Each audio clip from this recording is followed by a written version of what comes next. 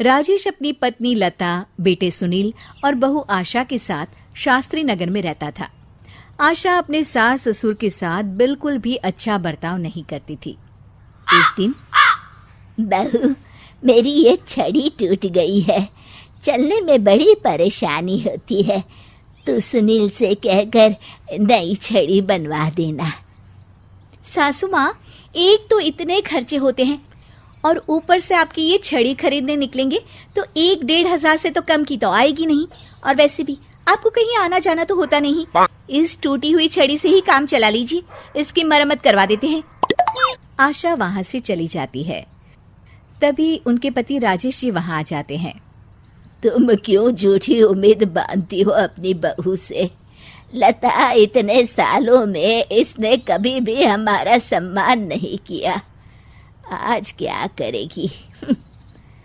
तभी वहाँ उनका पोता रोहित आ जाता है। दादी, ये देखो मैं आपके लिए क्या लाया हूँ। क्या बेटा? आपकी पुरानी छड़ी टूट गई थी ना, तो ये मैं अपनी कमाई से आपके लिए छड़ी लेकर आया हूँ। अब आप ये पुरानी छड़ी छोड़िए और ये वाली छड़ी हाथ में पकड़िए और ठाठ से चलिए।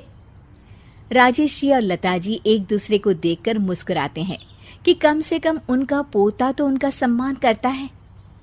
एक दिन सुनील अपने पिता के पास आता है और कहता है, पिताजी, आपने हमारा पुराना वाला घर अभी तक क्यों रखा है? मैंने कितनी बार कहा है कि हमें वो घर बेच देना चाहिए, अच्छे दाम मिल जाएंगे। मैं भी तो कितनी बार कह चुका हूँ कि वो घर मेरे जीते जी नहीं बिक सकता। वो हमारा पुश्तैनी घर है। ओफो पिताजी, कब तक इन पुश्तैनी घर को संभाल के रखेंगे? अब छोड़ भी दीजिए मोह माया।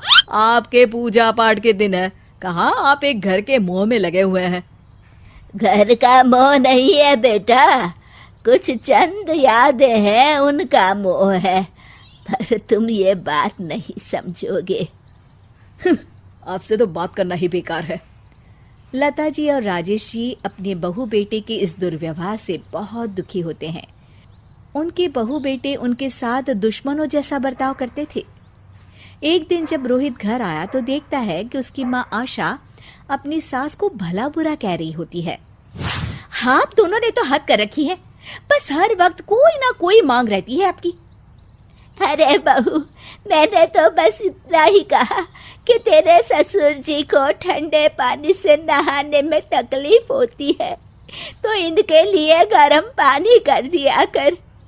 अगर मेरे हाथ पांव चल रहे होते ना तो मैं ही कर देती, तुझसे ना कहती। हाथ पांव तो अभी भी चलते हैं सासू माँ आपके, बस आप चलाती नहीं है। क्या मैं नहीं जानती कि ये सब नाटक है आपका, ताकि सारा काम मुझे ही करना पड़े। आशा वहां से चली जाती है और रोहित अपनी दादी के साथ इतना दुर्व्यवहार होता देख गुस्से से तिल मिला जाता है।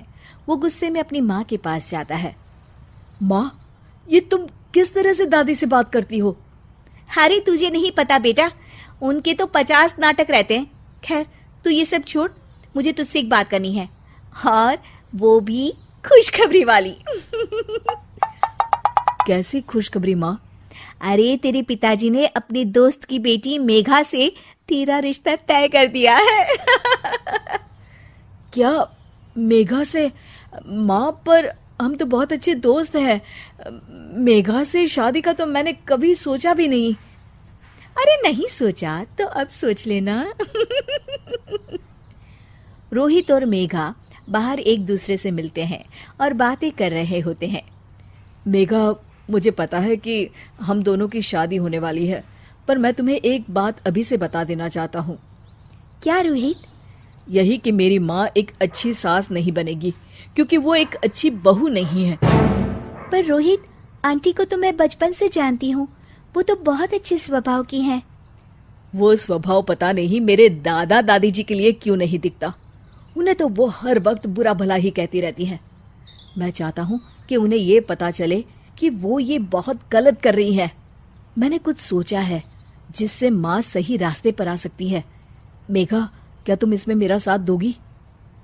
तुम जैसा कहोगी मैं वैसा ही करूंगी रोहित, मैं तुम्हारे साथ हूँ। मेघा और रोहित दोनों की शादी हो जाती है और मेघा अब आशा की बहू बनकर उनके घर आती है। बहू, ये देख, मैंने तेरे लिए ये हार बनवाया है। ये भी कोई हार है? मैं तो सोच रही थी कि आप मुझे डायमंड नेकलेस देंगी, पर ये क्या सस्ता सा हार पकड़ा दिया आपने मुझे। आशा को ये सुनकर गुस्सा आ जाता है। वो मेघा पर बरस पड़ती है। बहू, मैं तुम्हारी सास हूँ, मुझसे तमीज से बात किया करो, समझी? वरना अच्छा नहीं होगा। मम्मी जी, मैं भी आपकी बहू हूँ, आप भी मुझे ये धमकी मत दीजिए। मेरे पिताजी वकील हैं, अगर आपने मुझ पर कोई भी अत्याचार किया ना, बस एक ही बारी में अंदर करवा दूंगी। हाँ। मेघा रोहित की तरफ देखकर मुस्कुराती है। लता जी और रमेश जी देखते रह जाते हैं। मेघा कैसे अपनी सास को उन्हीं की भाषा में उनकी गलती का एहसास दिलाती है। जानने के लिए देखिए जैसे को तैसा पार्ट 2।